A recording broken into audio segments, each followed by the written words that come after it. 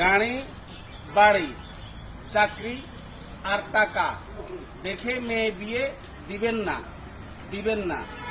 আগে দেখতে হবে ছেলেটা মানুষ কিনা, কারণ ভাত আর কাপড়ের জন্য মেয়ে মরে না।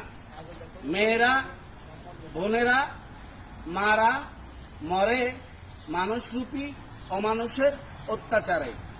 আসুন ভালো থাকি, ভালো রাখি। সবাইকে ধন্যবাদ। আসসালামু আলাইকুম।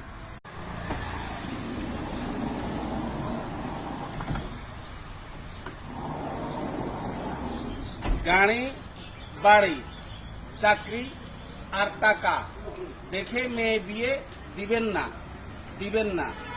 আগে দেখতে হবে